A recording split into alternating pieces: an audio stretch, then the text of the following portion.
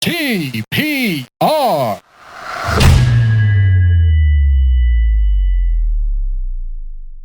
Hi guys, this is Ali back again with the TPR pod. This is episode 105. This week's guest is Ethan Chlebowski. Ethan is a major food content creator over in the US. He's got a great channel. If you're in the food video interest space on YouTube, you definitely know who he is. We talked about quite a few things on this episode, how he started, how things are going, his process for coming up with the videos. He's made a few Pakistani recipes, which was my primary impetus for getting in touch with him, but overall his channel is just super good and he's right up there with the best of them. So that's this episode. Check out the breakdown in the description to see all the things we talked about. Some show notes, some admin work. This episode we're gonna try something new, and maybe continue for the other episodes as well, where the YouTube version will sort of be like a best of kind of cut of the thing, and the full conversation, like the director's cut, if there is such a thing, that's going to be the audio version. So SoundCloud, Spotify, Apple Podcasts, all those places, they're going to have the full conversation. Where YouTube, I'm going to try and experiment with keeping it in like the 45 to 60, or as close to 45 minutes as I can get, all inclusive. Just to see, just optimizing the stuff for the mediums. And obviously, over at the TPR Clips channel and on the Instagrams, we're going to have the clips every weekday. So yeah, episode 105 with Ethan Chlebowski. This was a great chat. Hope you guys enjoy.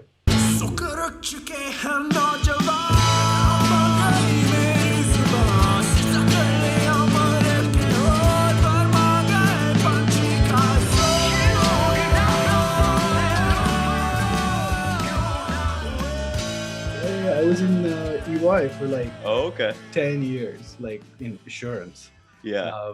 But finally, I was going through your older videos, and I was like, oh yeah, shit! Finally, Big Four accountant guy. Hell yeah. Yeah. How was that experience for you? Did you? Yeah. Is So that why you're here now? I can give you a little time frame. Yeah. So graduated 2016 with my bachelor's in accounting and like a minor in data analytics. So I started working for Deloitte, not actually in the like accounting, not in tax or audit, but in their advisory practice. So I was like an analytics consultant, Right. Fancy term for not as not as fancy of work. Yeah. But like I was in financial services, doing the travel thing Monday through Thursday. So like, depending on the client project, sometimes it'd be, and I was based in Charlotte, North Carolina at the time. Right. And then it could have been, I think my first job out was like New York City, and it was a fresh, like 22, 23-year-old going on, client project Monday through Thursday in New York City. I was like, oh, this is the life. But yeah, then after, a couple years, like the travel thing, it kind of wears on you a little bit. At least, for a lot of people, some people like it, but for me, it definitely kind of wore on me a little bit. And I was on a project, or I was just starting a project, I think, in Detroit. Super nice city, but and even before that, I kind of like, man, I don't know if I want to do this whole travel thing long term. I'm kind of getting a little tired of it. So I started the YouTube channel in June 2018 while I was still working for Deloitte. And then at the time, it was just, all right, let's post one video a week, on the weekend. Like, let's make something for something to me to look forward to. So I've always been into cooking. I've always enjoyed cooking. I'm not a trained chef. My parents aren't trained chefs. Like, we just really like food and stuff.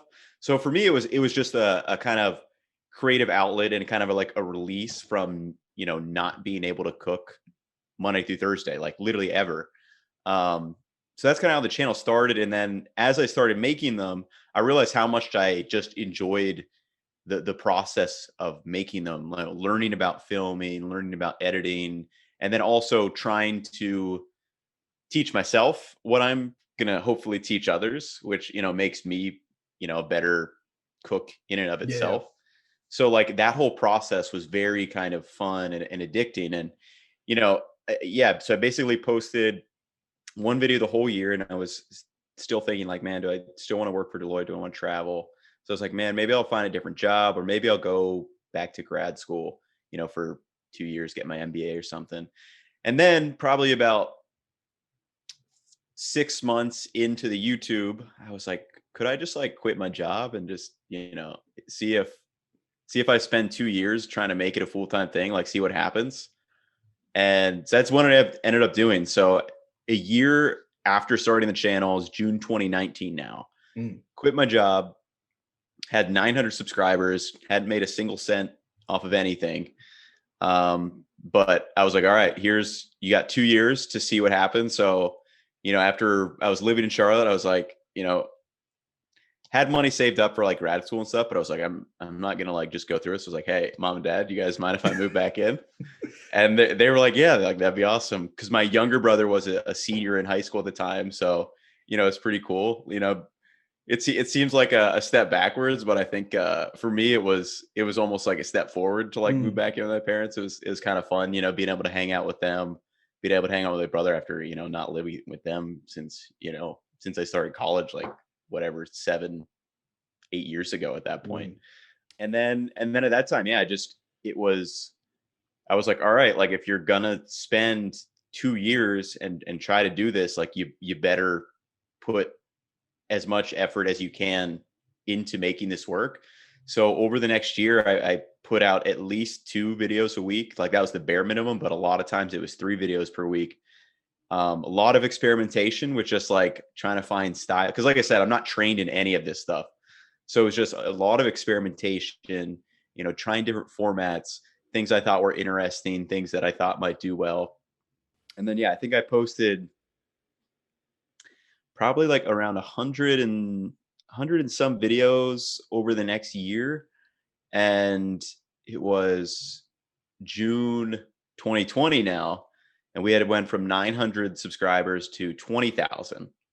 So 2 years total, but in 1 year, 900 to 20,000. And I honestly thought I thought it'd go quicker. Yeah. Cause I was like, man, like I feel like if I'm devoting like this much time, I feel like from an outsider looking in at the beginning, I thought it was going to be easier than it actually was. Okay. Did you know any people like in other YouTube fields at the time? No. Yeah. I was super naive to the entire thing. Right. So for me, like, cause you always like, you maybe chat with your friends like, oh, I could be like Instagram famous, or like, I could be such and such, famous if I tried. And then like you actually try and you realize you're like, shit, this stuff's hard. Like it's not easy at all to grow, and it's hard to stick with it. That's probably 99% of the reason like why people don't end up doing it. Cause it's so easy to give up after, 20 videos, 50 videos, 100 videos. And then for me, it ended up being, I think like 160 videos total. And then, I got one that, kind of hit the viral spike in June 2020. And then, in July, it went from 20,000 subscribers to 170,000 in a month, which is, I still have not seen that number since that month.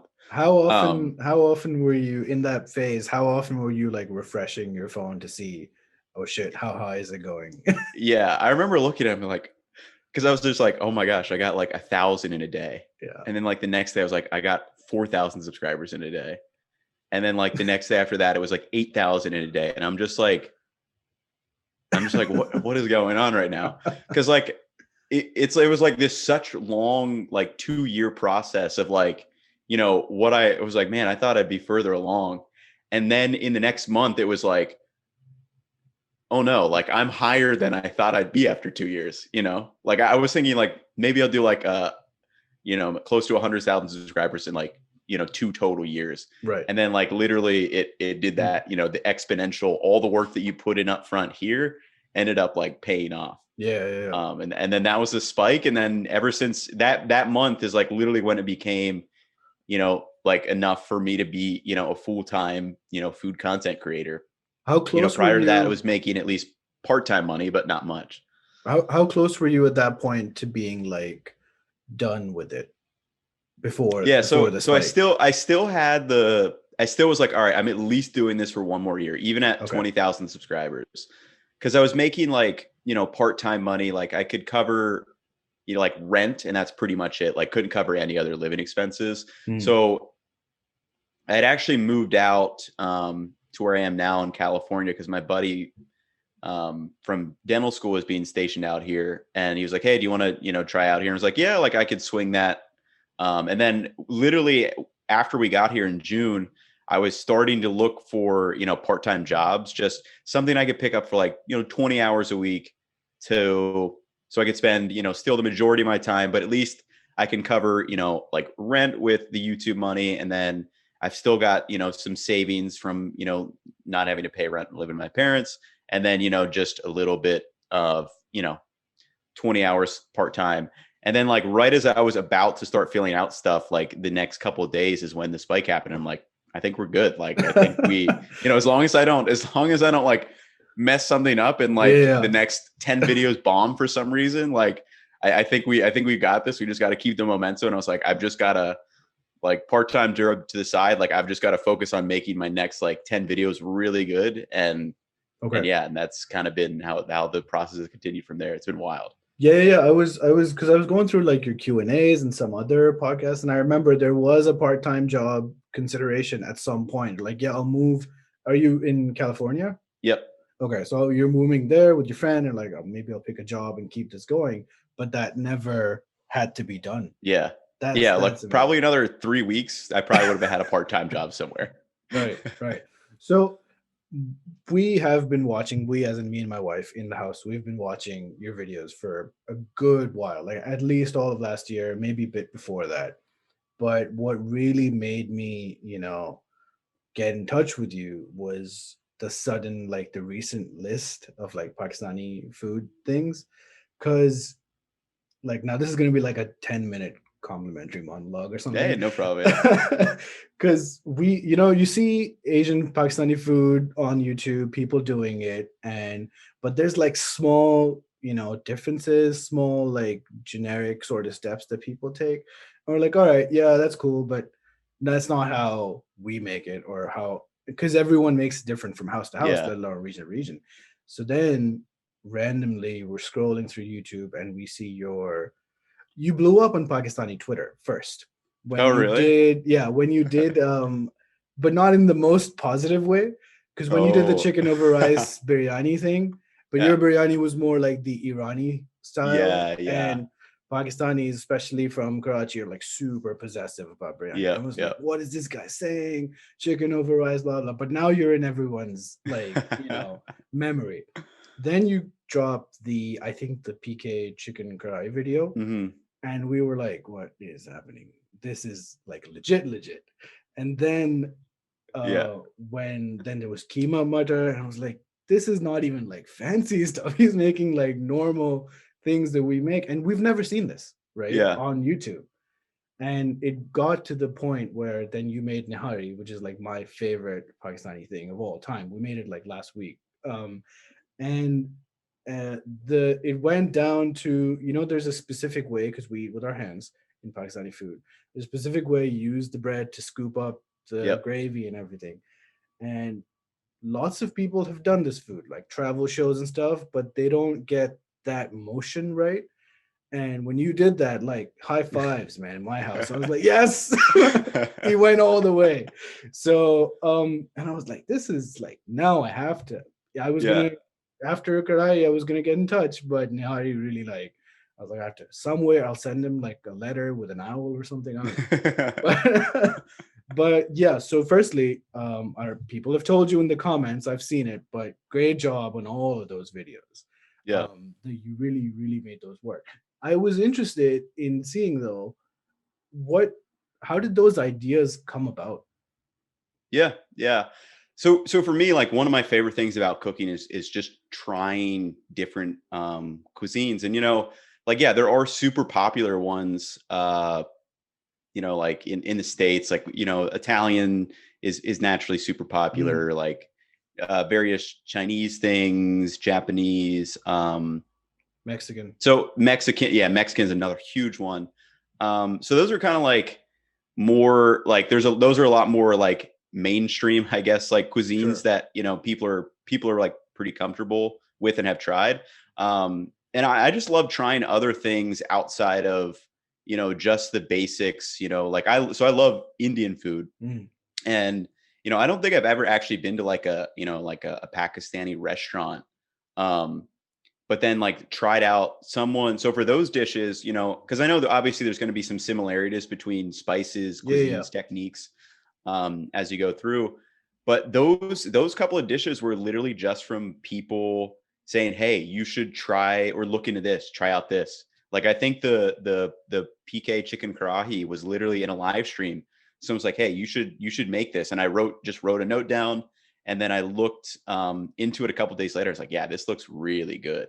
Um, and I, in addition to that, I kind of like the basic, just normal food, like things that they're not like it's not like a special occasion thing. It's yeah, more like, yeah, yeah, like you could just make this, in 30 minutes and it's incredible.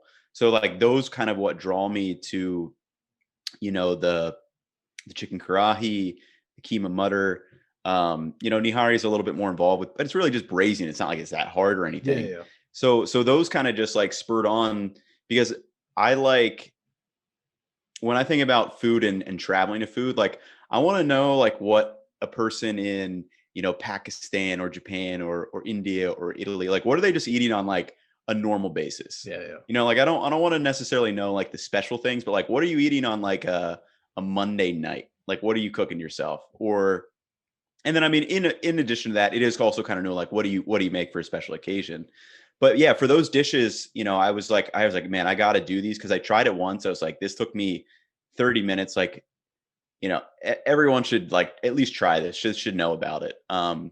Because especially with COVID, the pandemic, like haven't been able to travel, which is just not very fun. Like I love to travel, especially I travel to eat food. Right, Like right. sites are cool, but at the end of the day, like I'm traveling Yeah, for to try some new things. So yeah. for me, like being able to do some research, look into these, see like what kind of the basic components are of these dishes, and then be able to make them at home, and hopefully a fairly traditional way, or at least if it's not traditional, I'll be like, hey, this isn't probably what they do, based on these couple other preparations that I've seen, but it's a little bit easier if you're just doing it this way for me. Hmm. Um, so yeah, that's kind of how I came up with those. It was literally just, people put them out there and I was like, yeah, I'll look into it. I tried it once and then I was like, yep, I'm making a video about this. So when you say you tried it, I was wondering about this. So did you try as in making it, or did you order it from somewhere,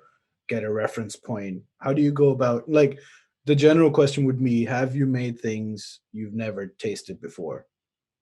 Yeah. Yeah. So for these couple, it was like, I I just looked around. I was like, yeah, I don't really know where I can get this near me. Right, right. So yeah, it was going through various resources, and like sometimes you need to.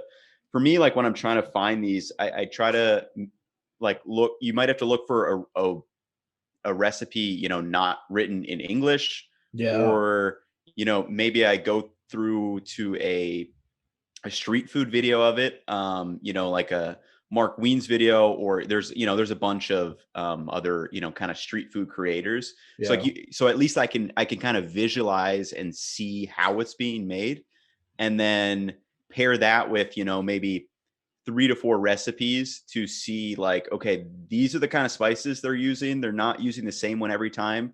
Like, what are the kind of those key components? Mm. Like for the karahi, like throwing the ginger on, like the fresh ginger on after, Yeah. creating the sauce with kind of the tomatoes, and then the spices can change a little bit, but it's kind of the same three, four, five spices, but there's some room for variability in there, and then just going from there and just so yeah, like I don't know exactly if it tastes exactly like, and it probably doesn't, because that's like the tough things when you're doing like regional, and like because like literally everyone could do it a little bit differently. Yeah. So like that's why when I'm trying to show off kind of authentic or traditional or regional dishes, I'm saying, hey, this is kind of based off of these couple, like for the nihari, I think I showed like 3 or 4 different spice blends, Yeah. and because I was like saying, it's like this is like kind of what you're looking for, but like even within these, like no one's doing it the same. Yeah, yeah, yeah. So like that's why you kind of need to break it down to those base components, and then Yeah, no, hopefully get somewhere. especially in like the India Pakistan area, like people say every 100 kilometers the recipe changes, so Yep. which is something everyone accepts, but they're also like super possessive, like no, no, this is the Yeah. right way to do it. Yeah. But no, what I'll do is, are you in like the LA area in California? I'm in Carlsbad, so I'm about an hour south of LA, I'll but find hopefully to you do some some. travel up to LA this summer. Okay, I'll find you some Pakistani restaurant Yeah, would recommendations. love I that. I I know Chicago recommendations, so I'm sure they have branches in like LA too. Yeah, yeah. But okay, I was gonna ask, how many times do you usually make something before you're comfortable to put it on video? It depends on what I'm making. So for some of those, like the PK chicken grahi or nihari, it'll probably be at least twice. Hmm. Normally the first one is like I'll follow it pretty straight to the T of kind of the bulk of the recipes or the video I saw, and kind of go from there, and then be like, all right, what's really making up this dish? Like, what are the components? For like the karahi, it's like, all right, we need to build a sauce, but the sauce is built on the aromatics and spices, and then the tomato is what kind of gives it the saucy Yeah, yeah, component, yeah. and then you mix in chicken, and then serve it with your roti, or whatever kind of carb source you want. So normally, like, I'll try it once, be like, all right, that was pretty good. Can I tweak some things? Can I adjust spices a little bit here and there? Maybe include something, or up the amounts of something, and then probably make it one more time, and then do the final. But then Mm. for things like that I've made, so like I do a lot of fried food. I love fried food. Yeah, So yeah, like sure. like at this point, I'm not gonna recipe test. Like if I'm doing a fried like fish sandwich, or like fried shrimp or something like that. Like I'm probably not gonna I'm not gonna recipe test it, because like I know how to do like the various. I know how to do a batter. I know how to do a breading. It's just because I've done that several Mm, times. mm. Okay, okay. But then thinking about like the practice and the tryout thing, I was thinking like when you do something you're familiar with, like the steak video that you did recently, Hmm. like the long one, that's more of like an experimental kind of Yeah, yeah. process, right? Where you're trying to like almost A/B test processes, etc. How often do you find the opportunity to get like deep dive into it? Yeah, so those videos, like the steak one, like a Yeah, lot of fun to do, a ton of work, yeah, like yeah. so much extra work. And that's why for me, I want to try to find a balance with those, Mm, because yeah, they take so much extra time. Just from the actual writing up of everything I want to test. Because like if you are going to do an experiment, like you want to have like you really want to be able to go through and test everything. So for that one was probably almost like 20 steaks or something that I cooked over the course of like 2 or 3 days. And yeah, just like capturing data points, different temperatures, different, how things sear differently, how things, what weights come out.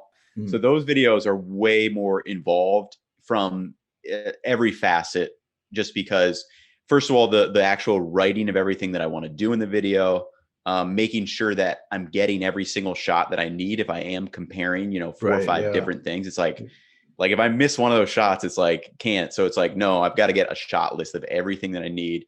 And then, the editing part too, if it is like, I think that was like a 20-minute long video. Yeah. So that was, a ton of editing on my part. So in the future, when I do more of those type videos, I want to hopefully be able to get an editor to kind of help me Mm, tackle that, because, right. my, I guess, value add is more in the upfront, is like the ideation. How do we show this on video? Yeah. Um, and kind of the writing of it, rather than, me spending like 30 or 40 hours on my computer editing, because like I'm a decent editor now, just purely through repetition and making, like 200 whatever videos now at this point. Right. But I'm not trained in it. So I know there's people way better out there than I am that can probably get it done still to this day, probably double the speed. I've noticed over the years there was this one, maybe it was a Q&A or another podcast you were doing where you were talking about the different kinds of food YouTubers. One is like the super technical numbers, like maybe like a Kenji who's just talking Hmm. about how what chemical does what to like mean. Then there's people who are more, showcasing the food, more casual. And I think at the time you were saying that you were trying to balance the two because your videos have, apart from the detailed processes like the steak video, you always have your macros from like the start, Yep. right? So, and you're always also trying to look into like how can you make something easier, and then your thing on the your section about me section on YouTube is you want to make things easier for people to make, Hmm. personally.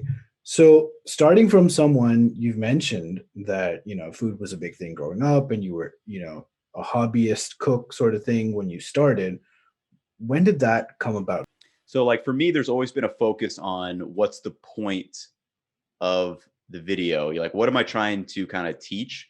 And I didn't really know how to do that back then. Like I did, that's not how I like start a video, Right. not back then, but that's how I start it now. So like now when I'm making a video, it's like, all right, what value do I want to bring the viewer in this video? Because I mean, there's millions of steak videos, there's millions of burger videos, there's all these stuff. So, Yeah. what value am I going to bring? Am I going to give you technical knowledge in this video, like the steak one, or am I going to show you how to make this healthier, like in the various like high like restaurant style fried rice versus lower calorie fried rice, or am I going to show you how to make it faster? Do you need to like sit around and wait for a wet a pickle brine for a fried chicken sandwich, or can like you just make it in less than 30 minutes and Yeah. it's still really good?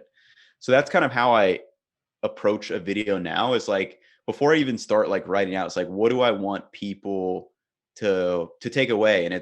And typically when it's what I would take away, like my channel is kind of an embodiment of me. For macros, it's like I've lost a ton of weight in my time, like it. So like for me, cooking at one point was super important to be able to do that. So like macros are always going to be important. And I don't track, everything, but I think it's at least good information. Like if people want it, that's kind of Mm, why I include it. Like if you want it, it's there, which is great. But then another thing, like food for me is just sometimes a way to transport myself. So like the PK chicken karahi, like that's kind of what I want to do. Like it's a way to just give me a new experience I've never had before. Um, Third, it could be just, I want something comforting. So I make a lot of fried food. right. So Yeah. like that's kind of why like the way my cooking has been, it's like cooking can be whatever you need it to be. And like I try to bring those various values just based on the video to the viewer. So hopefully like they can kind of see these various reasons of, not only how to cook, but like why cooking is important. Do you think that's resonating with people all this while, or are they perhaps just watching a food video? Yeah, I think it really is like, I get like a lot of comments and people will be like, yeah, like I've made this. Like, and that's Right. that at the end of the day, like that's probably the number one goal. Like I want you to actually try this stuff. Like I want you to make it. Which is, a cool way to me. Cause like, yes, like I can talk about this, but until you actually make it, you're probably not going to learn or Yeah. understand what's really going on. Cause actually understanding just the basics of cooking is super important, because then like once you understand the basics, then you can make all these different decisions. Like you can take a traditional recipe and like flip it upside down if you know how to use the techniques, and like, just create something new. Yeah. Yeah. Yeah. um, and I think like the understanding for me is kind of what I felt was lacking as someone who wanted to understand that stuff. That's what I felt like was lacking on YouTube. Like there's all these videos that have been around for a while, and it's either just like a straight through recipe, but it's like I want more than a recipe. I want like give me a little bit more. Give me like a little bit of color about the thing, or tell me a little bit about the components, or like what am I really trying to do? As you start making all these different dishes, you realize they're really all the same. Like they're using like the same basics. There's even if there's 10 different cuisines, like they're all searing in this recipe. Yeah. It could be 10 completely different dishes. They're all searing at high heat, like Yeah. going through, or they're all braising. Yeah. You know. And Yeah. then it's just like, okay, but they use like a bunch of different, completely different spice mix.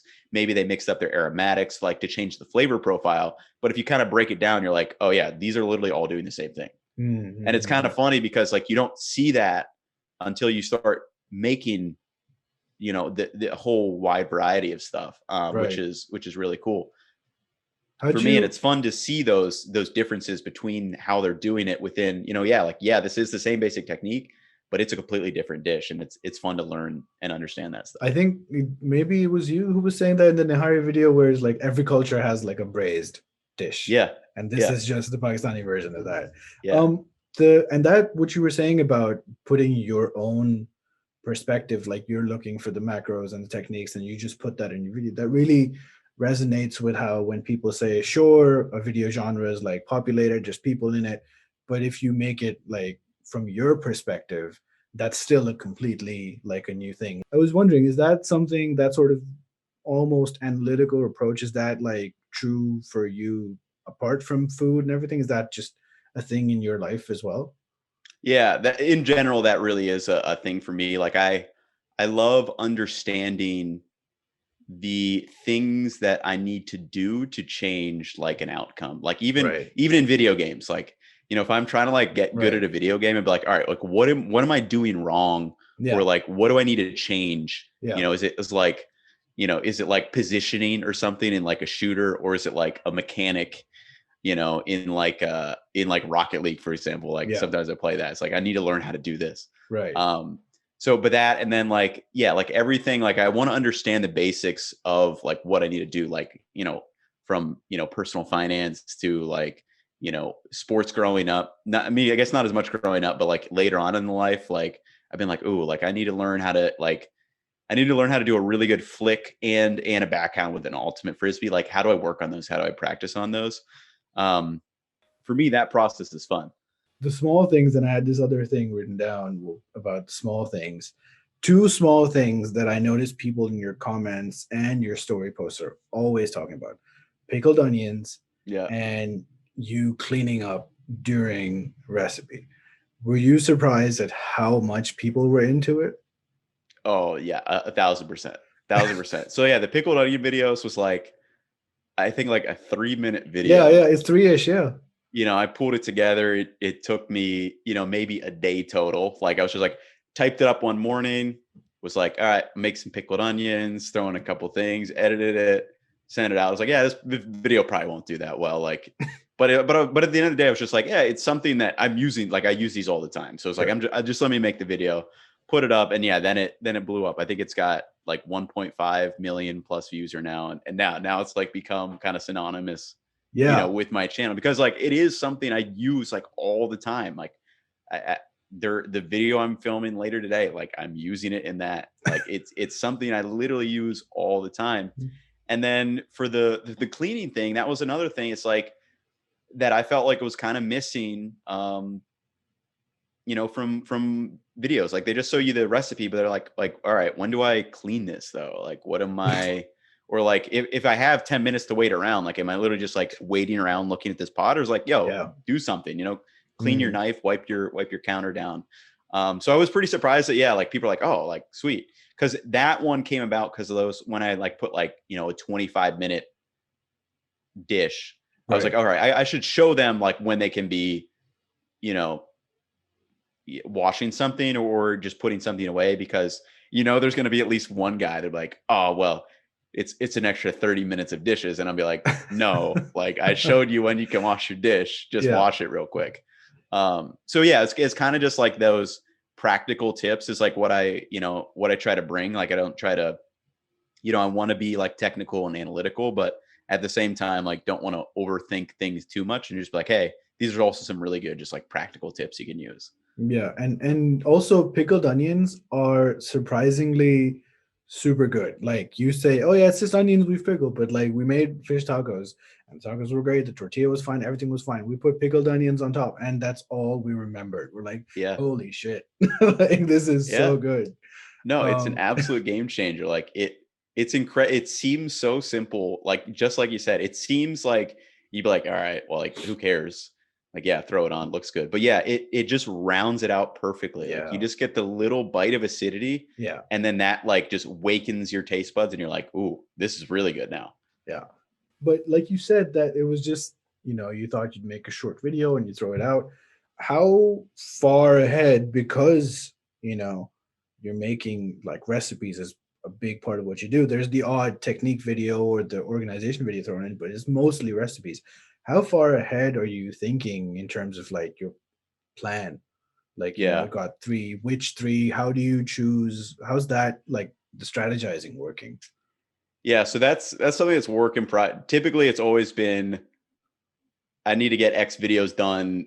We're gonna work a lot today, and either script one or script multiple, and then maybe film Mm, tomorrow, the next day, then edit. I have worked ahead sometimes, but I don't. There was one time where I think I had like 2 or 3 weeks of videos already ready to go in right. the can, Yeah. like, but I didn't really like it. I felt very detached from the video once I actually let it go live. Like I filmed this thing and edited it like 2 weeks ago, and then I released it, and I Mm, was just like, I like wasn't as excited. Um, when I actually did release it, I was like, well, that was like 2 weeks ago. I don't yeah. whatever. Versus now, what I try to do. Well, I've gotten a little bit off because I did some traveling last week and then going away this weekend too. So it's I've definitely gotten a little off, but now I kind of want to have like one ready to go, like at least one of my videos done for the week, and then have the other one kind of open Mm, to choose from one of my ideas. So like in my like master, I use Notion. I have yeah. who knows how many video ideas and that are like kind of in various stages where maybe I've like jotted a couple notes down or just like come up with a title of the video that I want to do, and then I'll be like, all right, what's looking interesting, what am I most excited to do, and then I'll just pick it from there. Okay. Yeah, because I guess then that's sort of having to balance like, your own personal enjoyment in the making and the editing and all of that versus like now it's just a job. If you're just I have to bank all these videos. Yeah. Yeah. How's that going though? Everything because like you quit a job 9 to 5 Yeah. thing. Usually it's not 9 to 5 in big four firms, but sure, you quit like an office job to do this, which is inherently creative, and you're interested in the thing, in the industry, in the whole like the genre of things. But when you have to stick to a schedule, when this is how you make money and everything, things sort of everything can turn into a job. Yeah. No, um it's very true. yeah.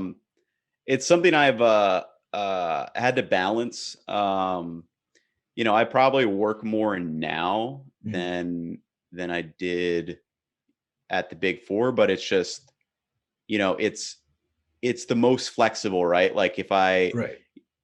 instead of me, banging out like a 10 or, 12-hour day, 5 days a week, it's like, okay, I can do 4 hours this morning, kind of putz around for a couple hours, then do 5 hours later today. Maybe I'll do 3 hours worth of stuff on a Sunday morning. But typically it is stuff that I am enjoying. And I have had some notions where like I have felt a little bit like burnout and be like just a little stressed. And it's like I got into this to hopefully not have to go through that. So I kind of have to like give myself a mental check and be like, hey, it's because I do set schedules for myself and I like schedules. Mm, Um, but at the end of the day, I also have to realize like, hey, like don't stress it out too much if like you don't reach this. For example, like I was posting on TikTok kind of yeah. prior to the blow up, was kind of gaining some traction in there, like just posting videos.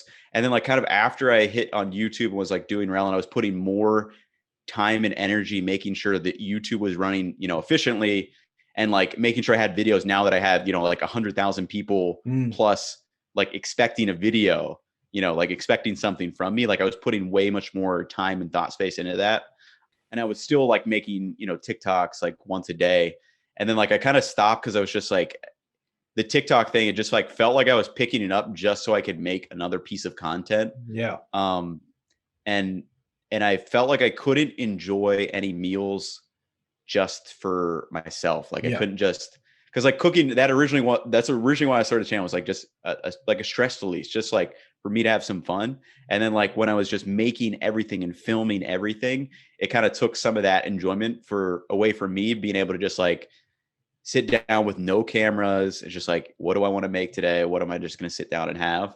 So that's kind of why I stopped making some of the like the TikTok videos recently. I just felt like you're always in like that constant battle as a creator. It's like you can literally always be doing something. You can always be planning out the next piece. You can always be filming something. You can always do, work on something. It's just like you gotta figure out where you want to spend your time Mm. and how to do that, most efficiently, which is kind of what I'm going through now. Yeah.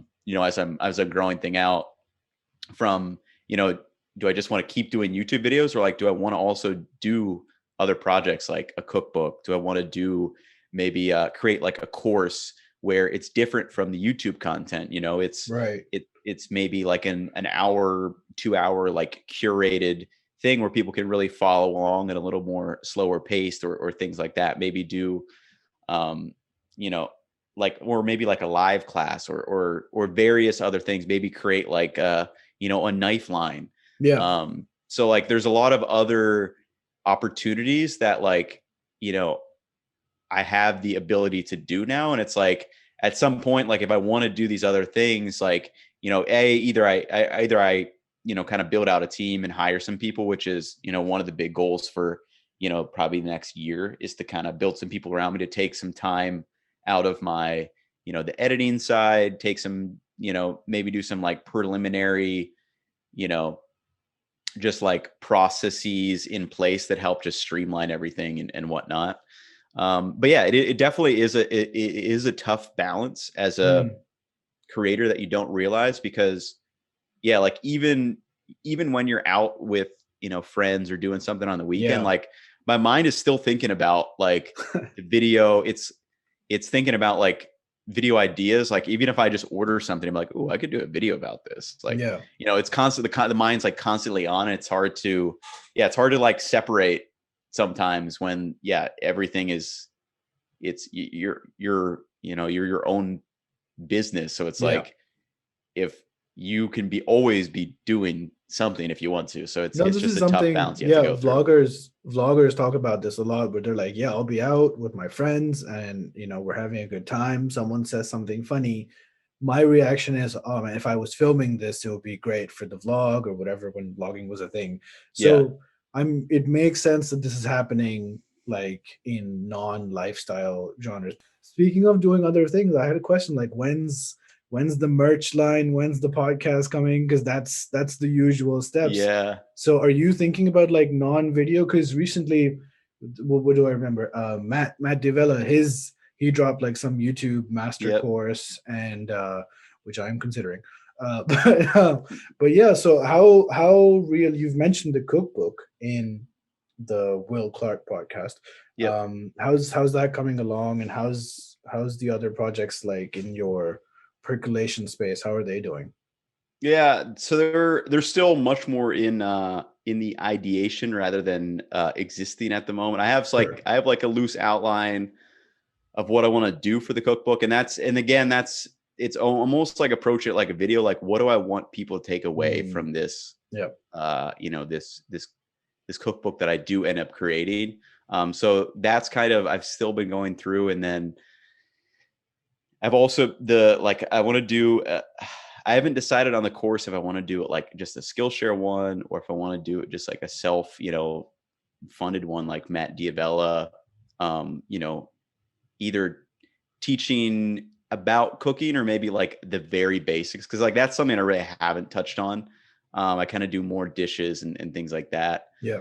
So merch, for example, I don't want to do like just, originally I was going to, and I had some like prints and designs actually made up of like like a black shirt with like a little like pickled onion thing on it. You have to And like have the pickled more, onions. Yeah. If you do yeah, that, pickled onions has to be there. yeah, the more I thought about it, I was like, man, it's like I don't know if I'm just like the merch. Like I don't know if that's like really me and like what I would do for like my I guess, brand, because like it's like I've never really bought any other YouTubers merch. So, like I wouldn't like probably. So that's why I've been thinking, like, how do I create um some other products that I like? So for example, I did the little like Brussels sprouts poster. Like I designed that and had I had someone help me just pull that together.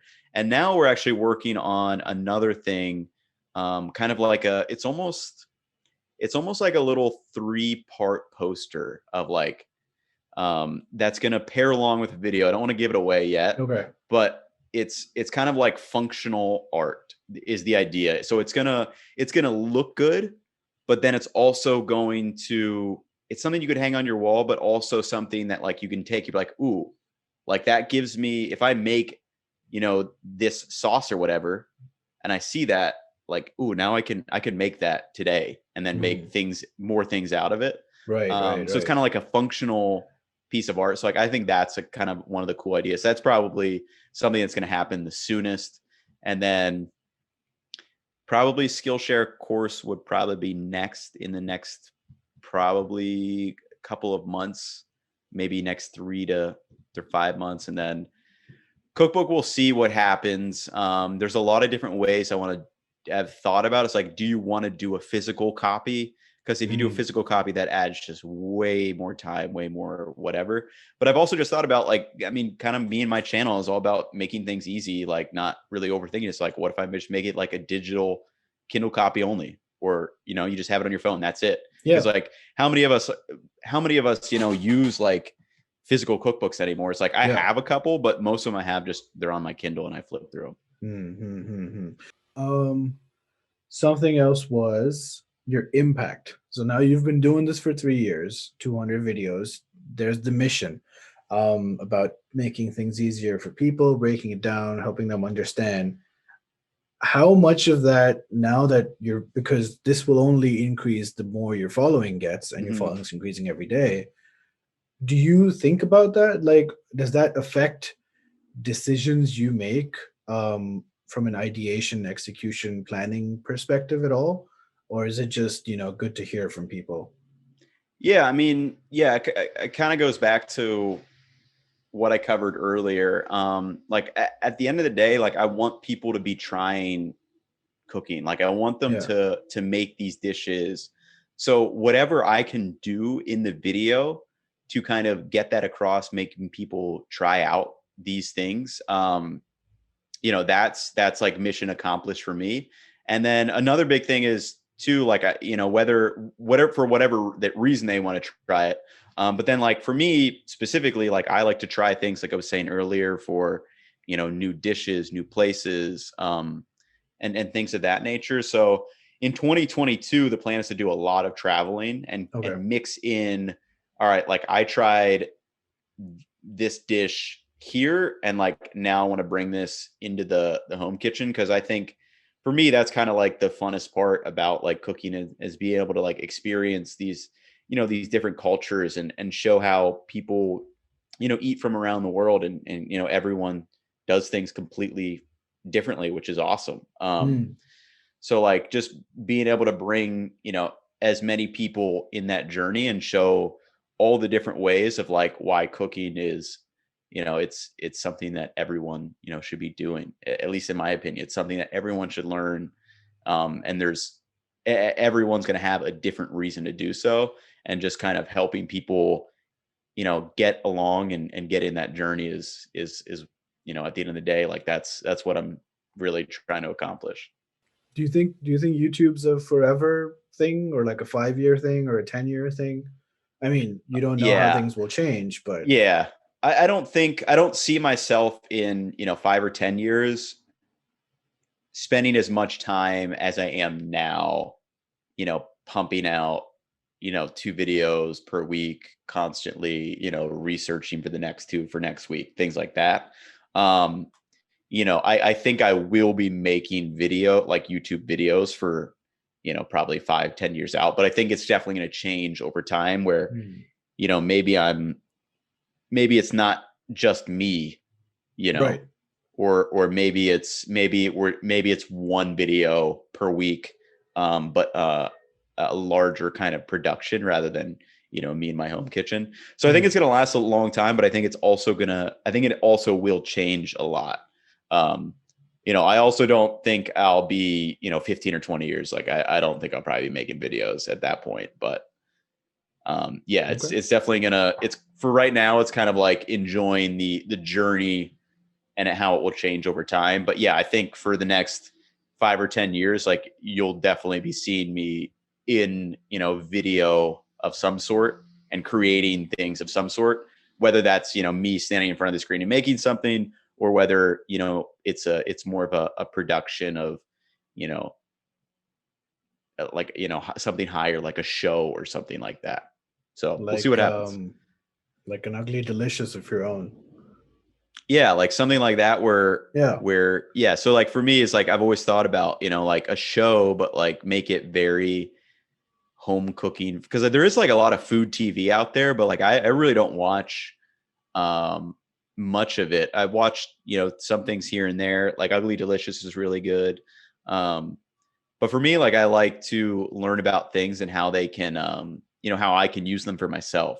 Okay. So like that's kind of what, when that, it's like, again, it goes with the whole channels thing. Like I want people to try things and like implement them, Right. and things like that. So I feel like a show based around that, because like the travel stuff's awesome, but then like, yeah, like show me how to do that then, like rather than be like, oh, this is really good, you got to come here. It's like Yeah. everyone can't travel to Yeah. that spot. It's like, okay, so like how do I bring that to the person watching it? Like how do I show them how to make it? Okay. Okay. I have two closing questions. Mm-hmm. Both of them are ridiculous. The first one is this is also, I have great personal stake in this. How do you keep your mustache clean when you're making all the food? Because like as a fellow, like my beard loves getting involved. Yeah. I can't eat a burger without my face somehow being involved. And your mustache is very respectable. I know people ask you how you maintain it, how you groom it, but how do you keep it clean with the food? Is that a thing you struggle with, Yeah. like have to deal with? There's only very specific foods that I have trouble with. One of those is like a smoothie. If I'm Right. Yeah. sipping Yeah. on Yeah. it, that's a mess. Other than that, like I've found the length where like it like does cover my lip, but it's like the perfect length where Yeah. it doesn't get in as much Mm. much trouble. And there are some days where I'll notice, be like, ooh, I like this, got to trim a little bit. Right. But yeah, Right. it's Right. just the length. I've been a little bit lucky to find like a length where it doesn't really get caught in anything, except, yeah, like smoothies or like thicker drinks or like things I'm slurping. That's not a pretty sight. And the Yeah. second question, apropos of nothing, but it's something we do on the channel. Do you have any ghost stories? Ghost stories. Any ghost, any you've heard, you've been in? It's hard to be in one. That's understandably super rare, but Yeah. do you I have mean, I any don't know like if I have a weird ghost story, but stories? the only technically slightly supernatural thing, I remember me and my brother were driving up to one of our friends' houses back in like high school. We were in the woods, or his house was like back in the woods, and we swear we saw like a chupacabra. Oh. So like it was like it was probably like something, like a mangy animal with like teeth, and because it was like up on a mountain and stuff and in the woods. But like we were convinced like that thing was cursed. Like because we were coming up this way, and then you turn the driveway, and then the headlights get on there, and we see this animal like eyes, and we see like a bunch of like skin, because I think like chupacabra doesn't have like fur. Mm. Um, I think, I don't remember, but that was I'll probably toss in like, a whether it's picture. supernatural or not, like that was like one of the things that like stick out. I'm just like, This is that back was home. creepy.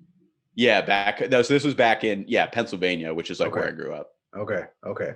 Wow. Well, and on that incredibly unrelated note, I think we're done. Yeah. I'll toss in links to Ethan's stuff, but I mean, if you're watching this, you know who he is. Is there anything that people should be looking out for specifically coming in the near future, apart from that art piece? Anything you want to shout Yeah. out? I mean, I've got some cool videos in the works that should be coming up, but there's nothing huge. Next, or I guess this Sunday's video, we're doing some waffle fries. So if you Okay. guys like Okay. waffle fries and are Okay. interested to see how they're made, I actually didn't know how they were cut. It's pretty interesting to see how they're cut. Okay. You do have to get like a unitask appliance, unfortunately. Okay. But if you want waffle fries, like sometimes you have to get It's it. worth So. it. Yeah. Okay. All right. And on that, I think we're good for the episode. TPR Pod, you know where to find us. Links to everything below. Ethan, thanks very much. This was great. Yep. I'm gonna stop Thank you. recording now. All right. Bye everyone. Take care.